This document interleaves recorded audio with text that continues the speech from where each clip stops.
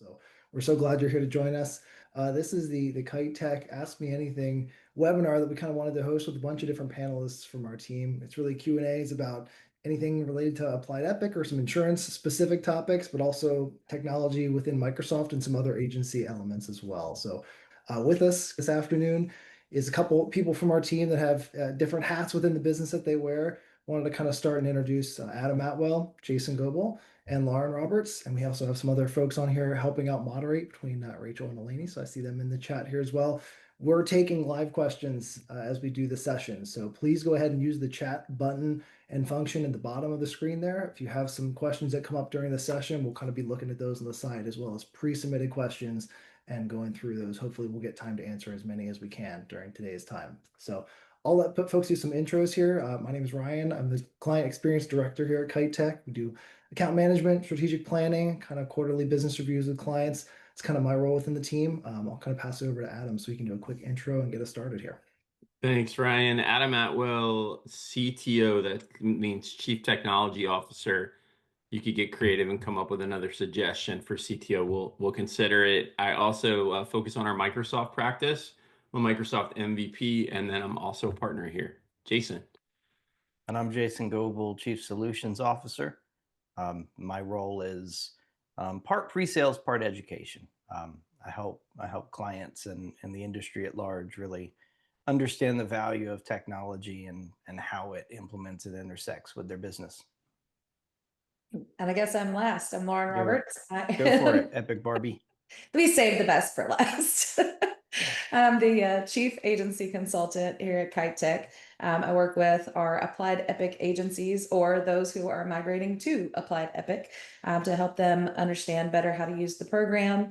I work on the accounting side of things and the servicing side of things, and I have a wonderful team of folks, Epic consultants, who do a lot of the same things. So today we have a lot of Epic questions already. So Ryan, do you want me to just jump right in and get started? Yeah, I was going to say, yeah, if you want to jump in and get started, that sounds great. We probably have maybe 15 or 20 pre-submitted questions, and we'd love to take entries again through the chat button in the bottom as we go. So yeah, Lauren, if you want to grab one of the questions that interest you, and we can start from there. Yeah. Absolutely, yes. And hey, Sylvia, good to see you. Kind of.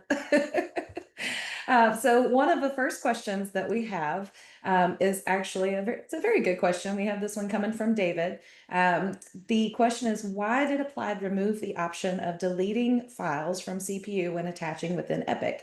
So basically the question is, back in the day when you used just the desktop version of Epic, there was a little checkbox that said delete after attaching. So if you dragged and dropped a document over into Epic, the desktop version would actually delete that document for you, kind of keeping things a little cleaner and making sure the documents are all in one place in Epic. But unfortunately, that functionality just is not available within the browser because it's a totally different environment. So don't know why. I would love to be able to give you an answer that is, here's why Applied decided on this, but it's got a lot to do with just the functionality of it being the browser as well. Yeah, that's a great question. There's kind of a related one, and I'll probably send this one over to Adam. We get a lot of questions from agencies looking at new tools, new software. How does it interact with Epic? The one I'm looking at specifically is we got a question from someone about new Outlook. Will that ever work with Applied Epic? What's the deal? Adam, you want to take that? Yeah, great question. And I think, all this stuff is talking about kind of the transformation of the older Epic client and how it interacts with desktop experience, and then its migration to the browser. One other comment as a bonus for the feature that got taken away with the automatically delete a file when you try to attach it situation. One good upside on that is maybe it doesn't accidentally delete it. Sometimes you might want it as a cleanup and it's a convenience, but maybe sometimes you want that document and then need to store a copy for a different reason temporarily. That's just a little plug on the end of that first question. But back to the second question of new Outlook. So currently, Applied hasn't released an official statement around new Outlook support. They did a similar thing for Windows 10, and they did similar thing for Windows 11. Typically, what they do is they wait for the dust to settle a little bit on the newness of things before they officially state it. And so what we've seen in our experience is that there are some results of things that look different, some things that actually are a little bit different, but some of them have to do with just workflow differences on how things look between classic Outlook and new Outlook. Officially, what we would expect is Applied to say something before end of year because I don't think they're going to go a whole year, right, without making an official statement. But right now, we're in a waiting for them to bless it and certify it from a support standpoint. Um, Lauren, do you want to add to that a little bit on the experience that you guys are seeing there with New Outlook and how it lives and works currently with the browser a little bit? Yeah, absolutely. So I know that there is some new functionality that's going to be coming out later when they update. They'll make an update later where the Epic add-in for Outlook will work in new Outlook. We just don't know when that exactly is going to happen right now. So, but it is something that has already been discussed and is on the way.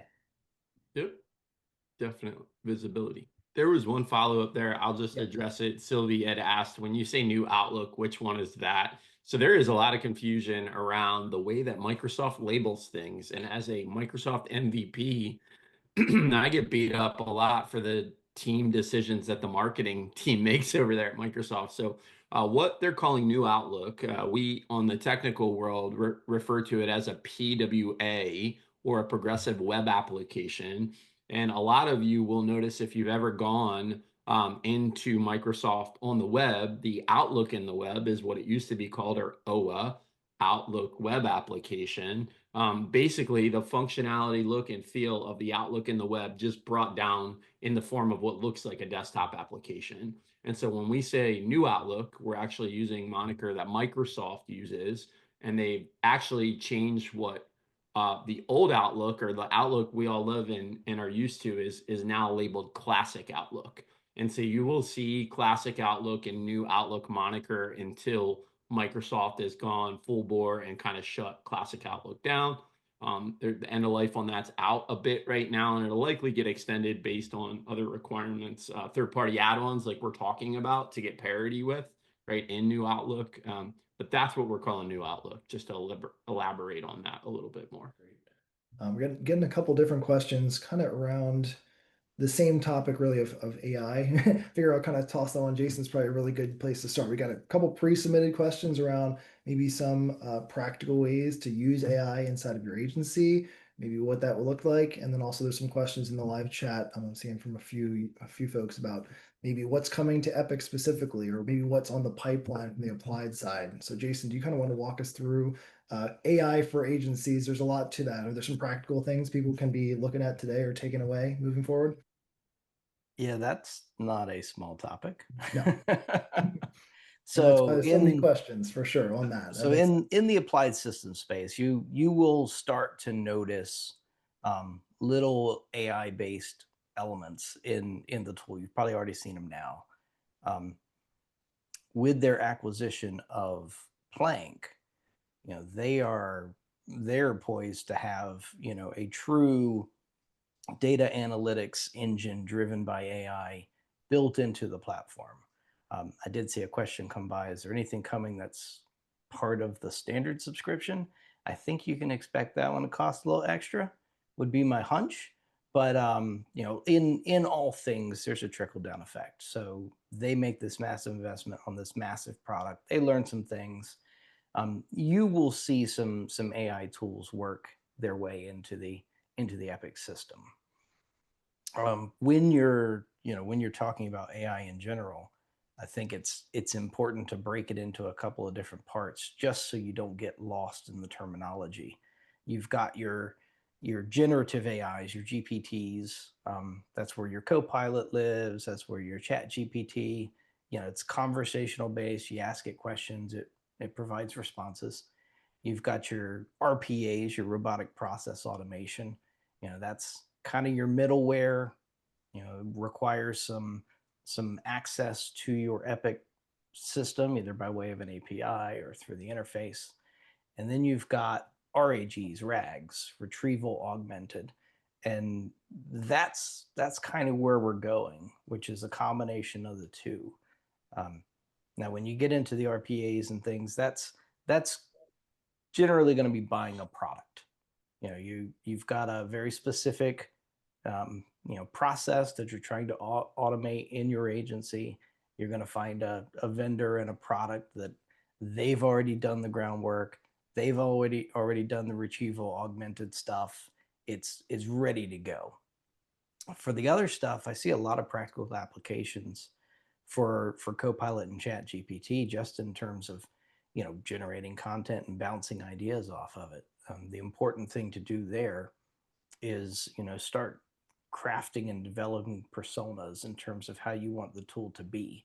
So if you have a thing where you want to bounce blog and website content off of, create a persona, write down very specifically, and take some time to get that right, and then tell the tool what you want it to be, and then you've got things going on from there. More in line of where the rubber meets the road, these tools are built well for policy comparisons, checking with peer reviews, checking with best practice of an agency. So you can write a standard operating procedure. This is what good looks like in my agency. Throw a policy in there and say, hey, compare this to my standard. Does it meet the mark? So lots of opportunity there. I think we're in a space where there are no wrong answers other than the dangerous ones. So exploring what policy comparison looks like, exploring what crafting responses to emails looks like, things like that. We're in a play area there. Yeah, let me bring it back to the AI functionality specifically in Epic. Lauren, can you comment for a minute about the kind of chat summary feature? I think that's one of the highlights of a pre-built. I believe that's baked into the core product at no extra cost. Am I getting that right? Yes, yes, it is. So, and I did just drop a little bit in the chat about that too. Sorry, Ryan, I got a little ahead of you. So with the browser, of course, and somebody else asked that question too. All new features, by the way, are only going to be in the browser. They're maintaining the desktop at this point. If you're not in the browser already, I highly recommend that you get moved over, because there's so much different functionality. Almost all of the screens look different now. So it's really important to go ahead and get prepared and understand how those different things work in the browser. It's a great experience. I mean, we've been using it for quite a while now. It's just some things that you need to get used to and understand. But with the activity summary, when you drag and drop an email over onto an activity, only onto an activity, which is best practice, that's what you should do anyways. When you drag and drop it there, it will generate an activity summary for you. Obviously, you want to make sure that you check that, because no AI is perfect. I mean, Jason might train it to be that way one day, but we'll see. Close. Right. So double check that summary, but it will create that activity note for you. So you don't actually have to type out whatever the summary of that email was. So it's really great to have that, additional ease of documentation, anytime you're going to drag and drop an email over. Yeah, that's a really good practical option for sure that we've seen in the wild. And I'll kind of keep it honestly on your plate, Lauren. There's a couple questions that we got submitted related to probably other features, more browser-based features. Specifically, I know dashboards and analytics in my conversations with clients are something that they want to get more of, or they want to kind of experience more from the platform of. Can you talk a little bit about maybe that, or some resources maybe that Kite would have in that area too? Yeah, absolutely. So we do have a webinar coming up on applied Epic dashboards. It's going to be a good beginner session for everyone to just kind of understand how to really get started with the Epic dashboards. That's on June 5th. So if you haven't signed up for that, make sure you go check that out. That will be way more information than I could give you in this this short bit of time. I mean, I would take over the whole webinar. So So with this future plug. And we have also published several articles on our blog as well that have a lot of really good detail, just going over how to use the dashboards. Analytics is still out there, of course, but dashboards is really where everything is going now. And they've also been adding new features. Matter of fact, Jenny and I were looking at it yesterday, and she's like, this is brand new. So it's really exciting how they're putting a lot of effort and energy into that, and it's a really valuable tool. So if you don't have the dashboards right now, definitely reach out to Applied and get set up with that. And then come over to check out our resources, the webinar and our blog, and just learn a lot more about that. Awesome. Great.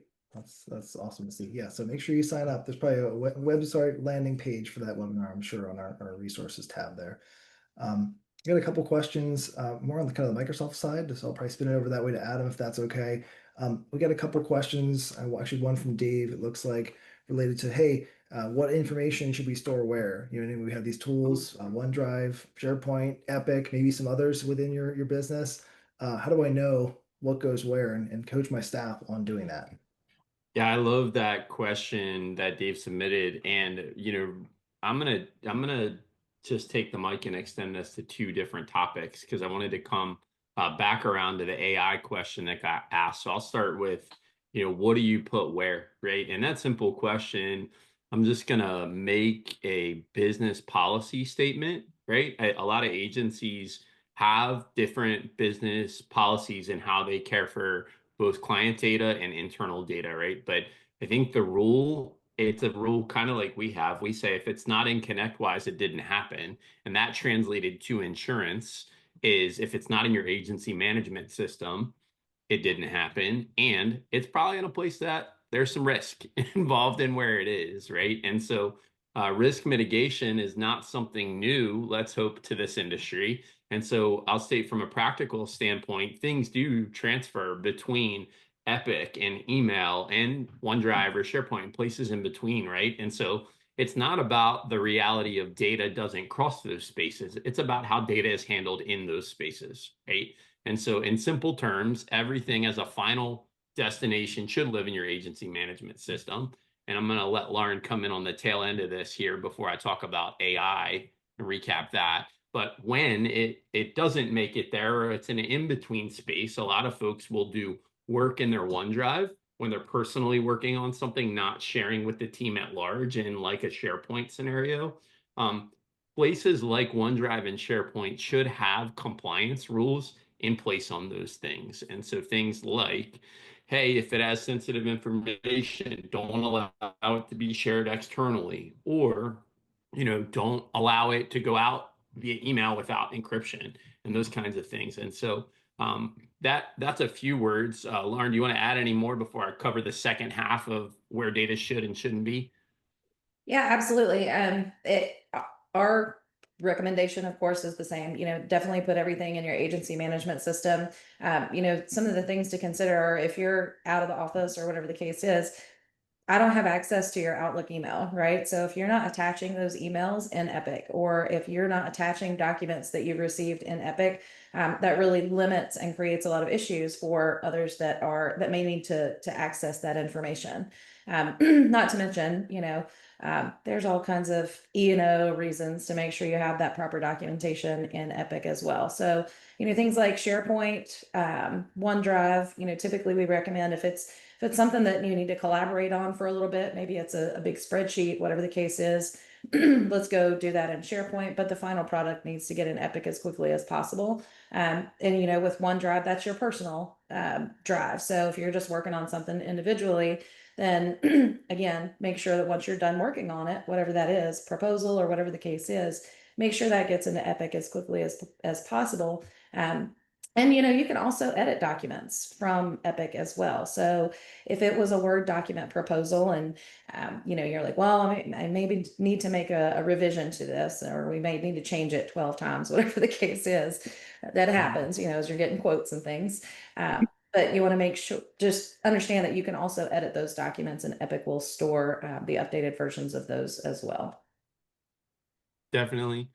Awesome. Well, one other tail end that I'll say we give a strong, firm hand and recommendation in is to only access company data from company devices, right? And there is a small exception to that, and it's when you're actually putting other controls in place. Like for personal devices, we allow as a standard and recommend to our customers that they elect to opt in for what's called mobile application management, or MAM controls. And that allows you to protect corporate data on personal devices. So a lot of people went to Epic in the browser and they said, this is awesome. I can get this from my personal computer, and a lot of people do. Let me just say it's a big no-no, right? And if you don't already have a policy that says only access company data from company devices, I got to tell you, I'd recommend it highly. And so that's something that comes full circle every time. We have this convenience. We live in this modern world. We can have technology everywhere, and we can. Those are all true statements, but there's risk that comes with all those places. And so typically, business devices are managed through a different lens, right, than personal devices are. And you can't always extend all those same controls down to personal devices. That's why it should be discouraged or limited in its use. And so that's just a word on that. Brian, I want to pause and maybe throw it back to you. I do want to come back to the question of AI in terms of practical tool recommendations, and kind of throw back to Jason good ideas of safe places or safe tools with a kind of a hook onto the Microsoft Copilot piece specifically, because that's, I feel like, a tool that we can get behind with some safety. Jason, I just set you up. Absolutely. You want to take it from there? Yeah, absolutely. So there are lots of tools. There's Grok, there's ChatGPT. I'm a big fan of ChatGPT for its ability to generate words. It does a very good job of replicating the human, and can really be creative when you've kind of trained it up on how you want it to present. Um, I am uncomfortable putting any form of confidential information into that tool. It's the company's not old; they're still in their go fast and fail hard mode. They have had some accidental security issues, and your relationship with them is worth about $20, because that's what you're paying for a ChatGPT account. So when it comes to that more sensitive, more confidential information, I do recommend working through Copilot. There's a process to license Copilot, and then ramp up your Microsoft 365 environment to be aware of that. And then you can put some guardrails around what the tool can access and what it can't, or how you can engage Copilot and when you can't, from what devices and under what scenarios and stuff like that. And it's a pretty well documented process. Out of the box, I don't think you have the security that you're going to want to get it done, especially when you see things through the lens of regulatory compliance, because you have to do a little bit of due diligence work so that you're going into this eyes wide open. But it's a pretty simple to follow, very well documented process to harden, if you will, your Microsoft environment in preparation for that Copilot space. So I'm a huge fan of using Copilot for the more internal workloads, for sure. Yeah, I was going to say to jump on that, because that kind of extends to a question that looks like Paul had in earlier. But is there a way within Epic to connect any of these tools up, or what's kind of the process there if you do like some of these off the shelf tools, but you want to look at working with your data or your Epic instance? Not yet, and not natively. So when you think about the decision that Applied made to move to the browser, they did us a solid. They did us a really huge favor. The advantage that any kind of browser interface has is that it's built in a coding language, HTML, things like that. These things are very easy for AI-based tools to read and learn from. So we're now entering a space where the SDK and the API were the only ways to talk to Epic.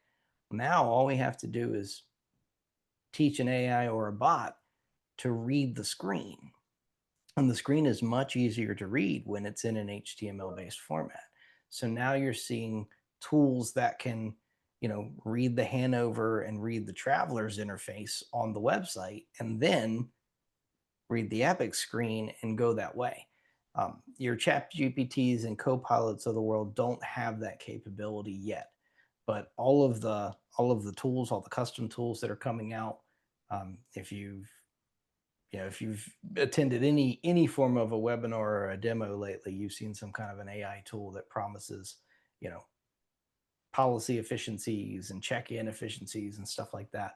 That's how they're getting it done. So the browser is a huge step in the right direction for enabling those tools. I kind of want to point out real quick, I think we have several questions that are related to what is Applied doing, or I would like to see Applied do this. Just so you guys know, we are a very good relationship with Applied, but I don't know all of the things that they have planned. So we will try to answer those questions as best as possible. But a lot of, what Jason was just mentioning is it's going to be a third-party product, right? So, policy checking, reading data, putting it into Epic or pulling it out of Epic, all of that.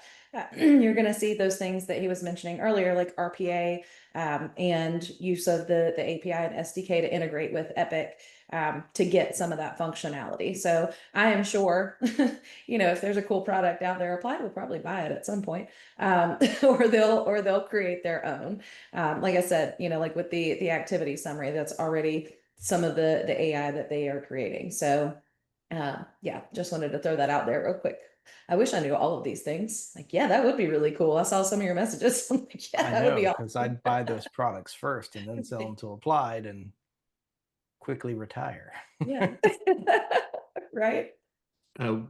One other thing, just to come back to the Copilot for Microsoft 365. I know the question came up again, but I want to make sure it gets answered. So we see Copilot as a safer place to put corporate data because we know Microsoft built Microsoft 365 Copilot with the ability to leverage the governance and security controls that already live on top of Microsoft 365. And one thing that is very important to know is you actually have to turn them on, right? And Jason kind of quickly grazed over that earlier. It is a process to adopt these controls and understand how to build policy around caring for your data in that way. Once those controls are in place, you can put guardrails around what you put in there. I know I don't want to talk about employee pay and compensation in a way that somebody's going to be able to train the internal Kite Tech bot and get an answer if they are not supposed to have access to that data or something that's sensitive, right? It could be anything. And so, yes, Copilot's great. When you're putting things in there, you got to make sure you go through the project or the initiative of leveraging compliance features first. So that way those guardrails are in place and then you're good. But that data does live within your tenant, your own space, and it doesn't leave it. That is one huge differentiator in the Microsoft model. And it has access to all the data that you already have there, like your email and your documents and your trends from chat and all those things. That's it. Copilot's buttoned up, Ryan. Go back to the. There you go. Cool. Yeah, there's a couple different questions on really kind of relates to new technologies. I mean, I feel like good percentage of the questions here are related to AI, right? One of the new technologies. And how do you train your staff and people on it? So there's probably two lenses, honestly, within kind of this panel we can talk at. One of them is probably technology adoption in general, just kind of a concept and maybe some strategies for that in the world of AI. The other one is maybe within Epic or some things like that. If you had Epic specific training needs or Epic specific settings, functions, you mean that you're trying to figure out and struggle how to set on as an agency. Did somebody on the panel kind of want to speak to maybe each of those angles and some of the training gaps that we see in the marketplace? I'll kick it off. Yeah. I think at this point, every agency should have an acceptable use policy around AI that defines what the tools are, what's acceptable to use, and then how it's acceptable, the very specific use cases of how that happens. And that should be part of our training. That should be part of our employee manuals. So at this stage in the game, every agency should have that acceptable use policy, and it should have been brought about to their employees. So they should know here's where the agency's going. These are the tools we're vetting. These are the processes we're working through, and this is what it looks like. So now we can start to explore those use case scenarios in a in a very safe and controlled space. I think that's step one. That is the absolute starting line. And Adam, to your point, part of that has to be next. I'm just assuming that one of the tools you're going to land on in that acceptable use policy is going to be Copilot, and then I think your next step is to be, adopting those Copilot hardening strategies and getting you ready for leaving the starting line. Then you've got your safety vest on, you know where you're going, you've got your map, and now we can get to driving the car, which is the really cool spot. For Hey, sure. do we need a safety vest to drive a car now? Yeah, don't you? I mean, it's flame proof. It's pretty comfortable. When I bump this up a against the plug roll for page, maybe we drive different cars. Seat belts are no longer enough. I got 5-point racing harnesses on this thing. I'm ready to go. Oh, I love it.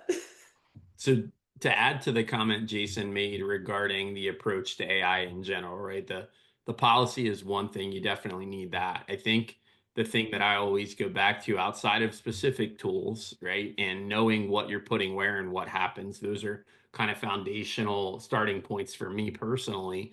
But I think it always comes back to this concept of organizational alignment and a plan of a business use case, goal, or strategy around AI initiative, right? Or any initiative is true. But if you look at all of the trends in the marketplace, there are so many people rushing to the market with something, a solution, right? Partners in the applied space are finding ways to connect the dots between what you do and how you service your clients and what Epic doesn't, where they haven't built AI around it, for example. At the end of the day, you have to really take care and consideration with the lanes you put in your business. Here's our AI stance. Here's what we do. Here's what we don't. And here's the goals that we're looking to accomplish in leveraging AI technology. If you don't have really clear conclusions around those thoughts, then you're going to find a variance in amount of value in your different departments and your team all up. That's kind of the exclamation point for me as it comes to AI. Ryan, I want to steal your moderator role for 1 second. I see a question there from Marley that since Adam's already speaking, I'm going to ask him to speak a little bit more. And this question ties directly back to a presentation you just gave on Copilot. So I think it's really relevant. Yeah. So knowing that elements of Copilot are already integrated into Outlook and a couple of the tools, is that considered protected and safe? Or should we only be considering the paid versions of that Copilot suite? Yeah, that's a great question. All data is protected and safe. And when, like, if anybody reads lawyer speak, which I don't, I can barely type things. Copilot helps with that. But in all seriousness, the data you have in Microsoft is protected and safe always. The thing that it is the but or the gotcha or the hook there is you have to actually implement security controls and compliance controls to put around that data. Microsoft gives you certain things at different levels of dollars you pay them, features wise, but by default, all of the data you have in there does not leave there unless you send it out. And so, yes, it is. Regardless of whether you're doing free or paid versions, that data is yours, not Microsoft's, and they're very explicit about that. The care for that data and what happens to it is your responsibility as well, not Microsoft's. Microsoft's responsibility is to make sure that's available for you to use. But they have that clearly spelled out, and they've spelled it out pre-Copilot and pre-AI bubble, and bursts and all that stuff. They were already saying this is your data, not ours. It's private. And some people were mining data, right? Personal data, business data to make money off it. That's a thing, monetizing it. Microsoft's always had a hard line on that, and they still do, regardless of which feature or SKU you have in the Copilot space. I get a couple questions on specific tools. I was going to say I'll maybe put the more general question that we have in our notes over to Lauren, if that's okay. What are some general trends that you're seeing related to mergers and acquisitions in the space, and like how that relates to the data in the agency management system, and some of those integrations that we know have to follow? Yeah, absolutely. So, obviously there's a lot of acquiring going on right now. I mean, I think we, as a group of agency consultants, we have a couple of folks who have either been acquired or are bringing on new agencies within their own system. And so what we see a lot of times is it's really dependent on the type of book that you're bringing in and the type of acquisition that you're doing. So, if it's a large book of business with various types of policies, both agency bill and direct bill, because some of those can be downloaded and some can't.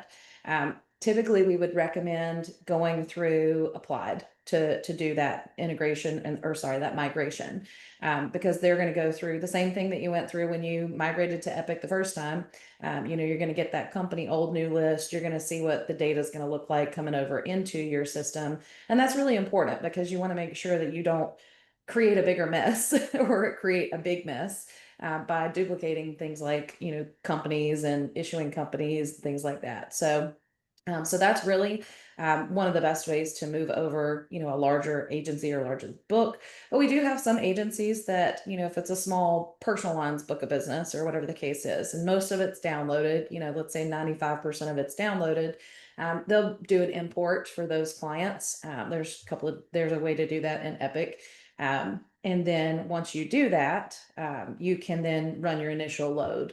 So that initial load with Ivans would put those policies in. But of course, you got to consider, are you responsible for the last 7 years of data as well? So there's a lot of different factors that go into that if you are looking at, purchasing or whatever the case is. And of course, if you're looking at selling, some things to consider would be making sure that your data is good. If you don't have the data in your system and you have to go find it somewhere else, let's say you don't, maybe regularly put all of your direct bill commissions into the system or all your commission statements. That's information that's going to be needed and required if you are going to, look at selling to someone else while they're doing due diligence. So it's really important that you have good data, not just for yourself and for your agency and purposes, but also if you were looking at selling or buying. Either way, you need to have all of that information in the system.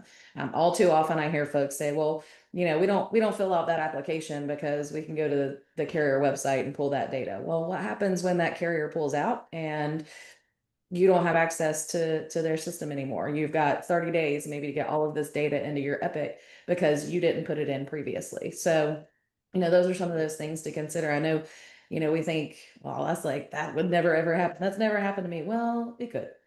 So better safe than sorry. And we say Epic is your one source of truth as far as your insurance agency is concerned. Yes, we have all of these awesome tools that are SharePoint, OneDrive, all of that, but that's really where everything should live. That is your data that you own. So you want to make sure that your data that you own is in that system. Lauren, did you just say that policies, procedures, and standard practices around them are a good thing? Yes, exactly. I just wanted to, Standardized workflows, what? documentation. What's a She workflow? also said that good, well validated, and a robust data set is critical for success. No Yes. doubt. Yeah, Thank Junkian you, is Adam and Jason GPT, for making my words sound better. sure. Yeah. I'm just over here trying to scare everybody. Like, put this stuff in your system.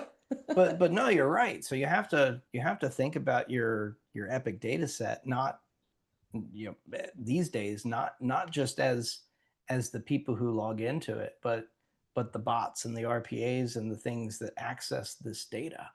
So if you've kept it in a carrier website instead of in your source of truth, now that tool has to be trained to go to 2 different places instead of 1.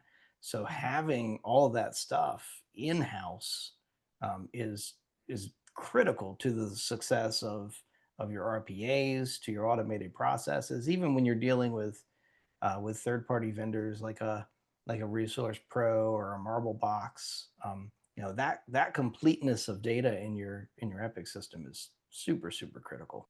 Yeah, and actually back to, I feel like this has turned into like an AI webinar. But realistically, I've had a couple of folks, I see a couple of questions in the chat about, using programs like Ascend or, companies who can do policy checking, um, putting in your direct bill commission, things like that. And I've heard agencies say, well, we tried it, but it didn't work.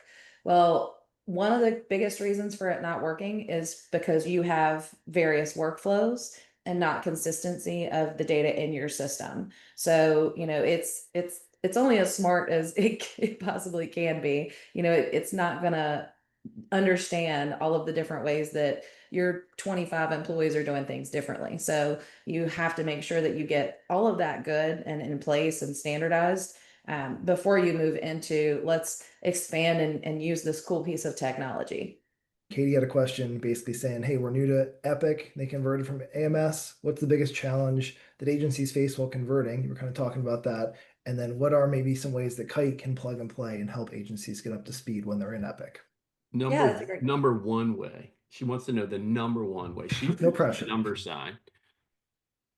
Okay. Special characters. Well, I will That's a say that, hashtag, Adam. It's yeah, #1. that's a hashtag, not a number sign anymore. The Okay. drug thing. We can't talk about that. So I will say that one of the biggest challenges that agencies have is truly the change management and understanding that the system that you were in before is not this new system. One of my favorite emails I ever saw came from one of the agencies that we worked with that were migrating from TAM to Epic. And his title is in all big caps, sending it out to his entire agency saying, TAM or Epic is not TAM. I was like, I love that. So that's really one of the key issues that we see a lot of times is folks, Epic is very customizable, and there are a lot of things that you can do to make it your own for your agency. Obviously, we have worked with tons and tons of agencies across the country who have migrated or now are in their optimization phase of Epic. And so we've established a lot of good best practices over the years. So that's one of the number one ways I would say that we would be able to help is, looking at how your agency works and how can we establish these best practices and help you create some efficiency and understanding of, really how the system works because it's a complex system. It's like one of the Cadillacs of agency management systems. So it's really important to kind of understand the way some of those things work so that you can get what you want out of the system as well. I got one way. I stopped with one. There's a lot more. I'm sure there's many, many more. Good job in picking it, narrowing down to one. There are. And I'm just going to say that we have clients on other platforms as well, right? Yes. We have a history with Applied and we have a lot of great experience on our agency consulting team. But I think that the key takeaway is that systems are built differently, right? And that's a universal truth across any technology stack or car or all that. So really understanding that you have people who understand those systems and can help you with them. That's probably the large takeaway. We know Epic really well, and we can help you with that. Yeah. Yeah, and on that note, yes, other systems that we kind of have worked with or talked to agencies about, because obviously, if somebody's migrating from Epic, we need to know to a certain extent how that other program works, right? So I've got some folks that are on EasyLinks, and I don't know that they'll ever leave EasyLinks because it's a pretty cool program, not gonna lie, but it's got its differences. And so, when you're, looking at those different agency management systems, it's all about what are you trying to accomplish, right? So, and some of them are extremely similar too. So it's lots of fun. I think we bring Cynthia in right now, Ryan, because I think it dovetails nicely on the end of this topic that Lauren was Yeah, commenting for on. sure. Yeah, Cynthia's question is any tips for integrating two Epic agencies together? Same system, but plenty of different ways that they can be customized. What's the process of maybe doing that? I think that kind of goes back to what we were talking about earlier is typically we would see an agency bring, one of the other agencies into their Epic database. And of course, that's only if you have some common ownership there, of course. Yeah, I wouldn't recommend, bringing an agency in if you're just like, hey, we've just got this arrangement and you can kind of use my Epic database, whatever the case is. Definitely want to make sure that you've established that partnership or ownership, whatever the case is. There are a lot of things that can go wrong when you do put those two agencies together. So it's really important to understand, where you want to put that agency on that policy. I've seen some issues with accounting and interagency payables because of having those two agencies. Maybe this one's getting the commission, but I put this one on as the agency. That's where it really can get hairy. So, you want to make sure that you understand how all those things are going to work in Epic with the two agencies, understand things like the security aspect, the structure, but you can build all of that out. I mean, we've got tons of clients that have more than one agency in their Epic database. And typically we only see more than one agency if they have separate tax reporting entities. So if it's not a separate tax entity, you would probably want to just build that out as a branch instead. All of that to say, I would definitely encourage the utilization of Applied's wonderful skills and migration teams to bring that information in, because it can get pretty complex. You're kind of talking about Applied and Epic and data and some of the ways that your information can get utilized inside the system. Kind of one trend they've talked about for many, many years now is the BigQuery kind of external sources. We have a question from Drew, I think, a little bit earlier, saying, hey, how do most Microsoft cloud-based organizations, or I guess cloud in general, interact with the BigQuery data lake? Are you implementing Microsoft Fabric? Are we synthesizing it in a certain way? The replication of that data in SQL and other tools, how does that work basically? Because there's a definitely kind of level of enterprise and maturity to utilize some of those functions, certainly. So Jason and Adam, you want to talk through maybe those options Applied's bringing to the table? I would love to take this as a first pass. I'm sure Jason will add some things onto the tail end. So I think it's important to understand kind of this is kind of like AI. It's a loaded question, right? So the legacy and the genesis of what data analytics and data options Applied has. So it starts with having access to the SDK. Is that right? What do you got to buy first? Sorry, the if For integration or for access to the data lake? for BDE and data lake for Yeah, so they're separate. yeah. So BDE specifically requires a purchase of access to is it the SDK? I'm sorry. No. No, it's just No, BDE, you're basically paying Applied Systems to set up a SQL replication to your server. Right. It's kind of legacy state. They've replaced it with moving into Data Lake to Right. align with more of their Google goals. Yeah. The SDK is the payment pathway to get access to the API. There you go. A lot of folks use them all together, Yep. but you could use one, not the other, and vice versa. We do see a lot of agencies that are, they signed up for BDE, they've got that SQL replication, Yeah. but they don't have any write back access, so they're not using that SDK or the API. Yeah, so for on that front, like Jason summarized, the BDE is the initial take on it, right? And then the Google partnership and the data lake side of things is the next evolution of that. And really, we've seen a lot of investment in Applied building and maturing that out from a reporting and dashboard standpoint, right? When you take it to BDE, not only are you on a cycle where you're syncing the data, and that is a kind of a legacy set of technologies today that's all based on. BigQuery and all of Google's stuff is there for you as that conduit or connection, right? So where do we see Microsoft-based organizations fitting, right? And so really data analytics is a whole practice of itself. Regardless of what platform you're on, you need a data person.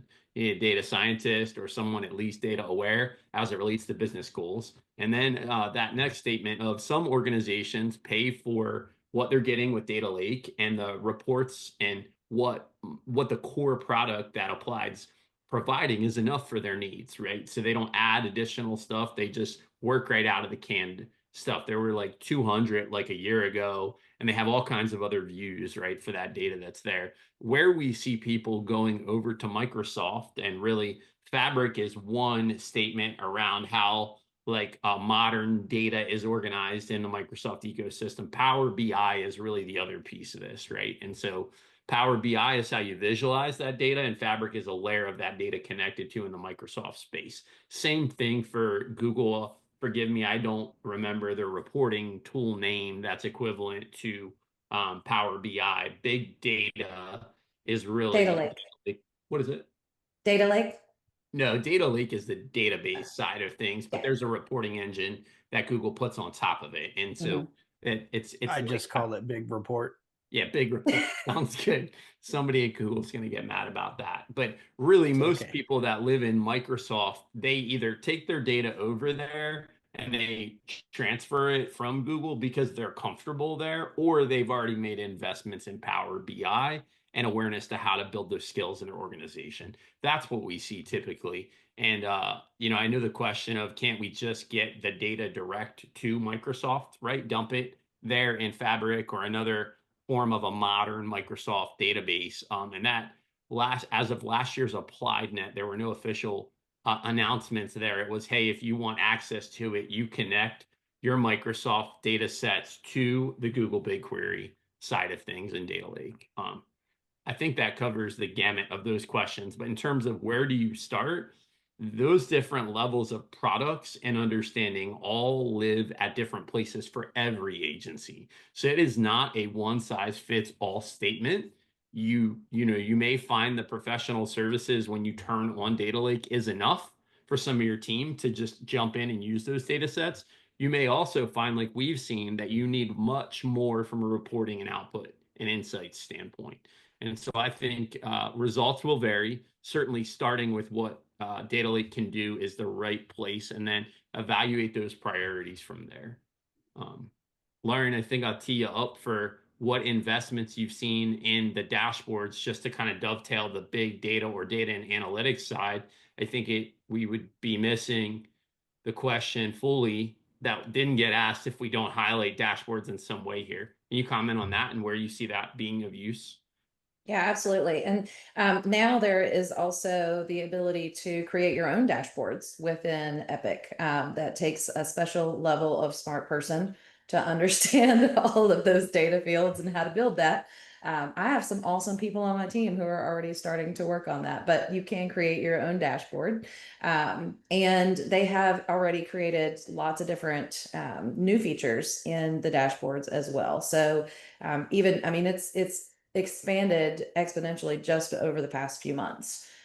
So it's basically a built out product for you so that you don't have to go to Data Lake and pull it in the Power BI or whatever the case is.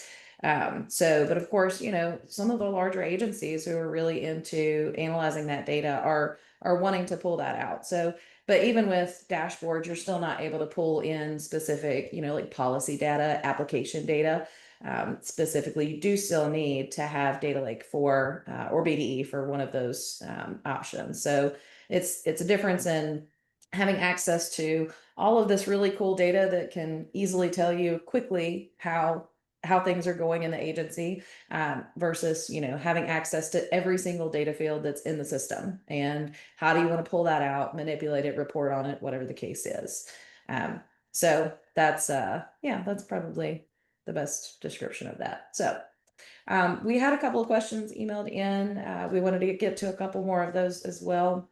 One of the things I mentioned earlier, Patty, is she had some really cool ideas, like being able to highlight and copy information directly from Epic, like on the policy screen instead of having to open the policy. That would be for sure something that I would submit as a bright idea because, yes, that would be fantastic. Now, I will say, one of the other things that we recommend would be to make sure that you're selecting your columns and setting those up on whatever screen you're at in Epic, because there's a lot of that information that you don't have to open a transaction or a policy for, that you could just have a column listed there.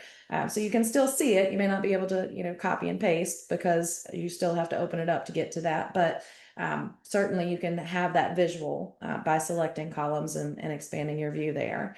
A couple other questions that were posted. We have can we drag and drop an email to an open activity and have the attachment description automatically fill in with the activity description? Again, no, but that's a really great idea. I will say that a lot of times folks will will format that activity to what they want to be able to copy and paste. So a lot of folks will do it the opposite way. So they'll copy that activity description, then drag and drop, and then you can paste that description in as needed. All right, then knock out a couple more, and then we'll let you guys go. Right? Go for it. Yeah. Yeah. So there was another question about, is there a way to change the subject line on the emails from CSR 24? Like when an insured requests a change, they'd like to change the subject line to say change request, not remain with whatever subject line the client used. I do not believe that is a something that you can change the configuration of in Epic, or sorry, in CSR 24. But I definitely will go check with my team. I have a couple of CSR 24 experts that have been doing a lot of configuration lately in there. So we'll have to check that one out for you. Okay, and then and then Patty's other ideas they're cool ideas. Like you should just go call Applied and talk to their developers and say, hey, we need these things done. It would be great. It really would. Okay. Other questions? I'm going to toss it back to Ryan. I think that hit most of them, and there's definitely more in the chat that we're gonna be able to get to. So we're gonna take a look and kind of see if there's specific questions we are able to answer internally. We'll see if we can reach out to a couple of the attendees. Thank you guys for showing up today as a part of the Q&A session. We're gonna share kind of a recording of some of the topics we covered here in the next couple of days. So be on the lookout for that. We'll post it on our typical kind of social media channel and YouTube as well, just for future access if you ever want to take a look.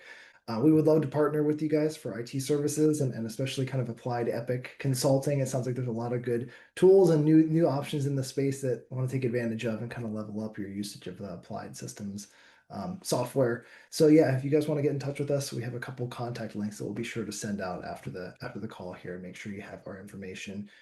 Absolutely. Thanks everyone for spending your afternoon with us. See you next time. Yep. Thanks Good to everybody. see everybody. Bye.